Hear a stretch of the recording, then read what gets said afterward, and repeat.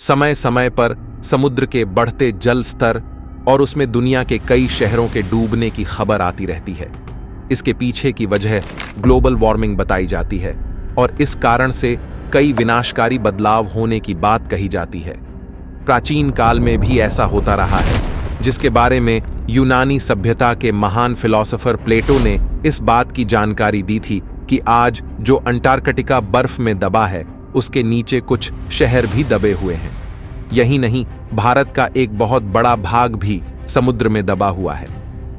जब से पृथ्वी पर मानव सभ्यता आई है, तब से लेकर महाविनाश के कई चरण हुए हैं। इस कारण कई प्रजातियां विलुप्त हो गईं और कई नई प्रजातियों ने जन्म भी लिया। दुनिया के सभी ग्रंथों में महाविनाश का जिक्र मिलता है और यही नहीं, वैज्ञानिक भी इस बारे में पुष्टि करते हैं। प्राचीन जनजातियों में भी जल द्वारा महाप्रलय का उल्लेख किया गया है। इसी तरह भारत के डूबे हुए भूभाग कुमारी कंदम का जिक्र तमिल साहित्य में भी है। वैज्ञानिकों के अनुसार गोंडवाना नामक द्वीप के टूटने से भारत, ऑस्ट्रेलिया और अंटार्कटिका का निर्माण हुआ है।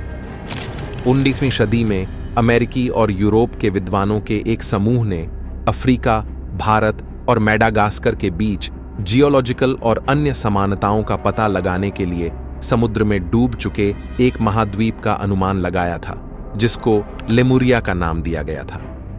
इस खोज में एक अन्य द्वीप का पता चला, जिसका नाम मुंह दिया गया।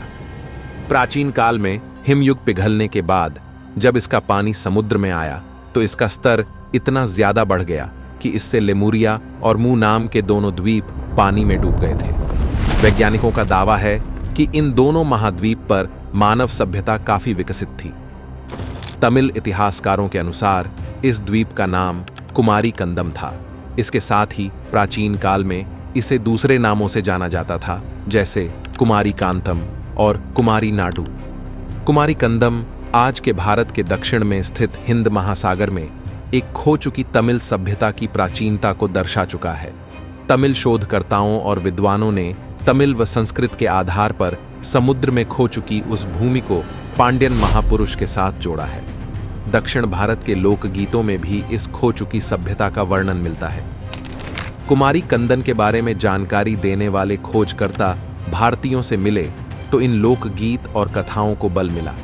इससे पहले इन लोकगीत और कथाओं को काल्पनिक माना जाता था। हालांकि कुछ का मानना है कि मानव सभ्यता अफ्रीका में पनपी, लेकिन कुछ का मानना है कि इसकी शुरुआत भारत के खो चुके द्वीप कुमारी कंदम पर हुई थी। खोजकर्ता फिलिप कॉल्टन ने कुमारी कंदन पर बड़ी बारीकी से खोज की और उन्होंने भारत और मैडागास्कर में बड़ी तादाद में वानरों के जीवाश्म मिलने पर यहां पर नई सभ्यता होने की बात कही है। इसके बारे में उन्होंने 1864 में एक किताब भी लिखी है। कुमारी कंदन का एरिया उत्तर में कन्याकुमारी से लेकर पश्चिम में ऑस्ट्रेलिया, जबकि पूर्व में मैडागास्कर तक फैला था। ऐसे में अनुमान लगाया जाता है कि यह आज के भारत से 3 से 4 गुना बड़ा था। भारत ने भी इसको लेकर शोध किया है, जिसमें कहा गया है कि आज से 14,500 साल पहले समुद्र का स्तर आज जितना है उससे 100 मीटर नीचे था और आज से 10,000 साल पहले ये 60 मीटर नीचे था। इसीलिए यह पूरी तरह से संभव है कि यहाँ पर श्रीलंका से जुड़ने के लिए एक भूमि पुल था, लेकिन धीरे धीरे जलस्तर बढ़ा और यह पुल भी समुद्र में डूब गया। पिछले 15,000 सालों में समुद्र के बढ़ते जलस्तर ने बाढ़ का काम किया और यह 2 महाद्वीप और पुल भी जलमग्न हो गया।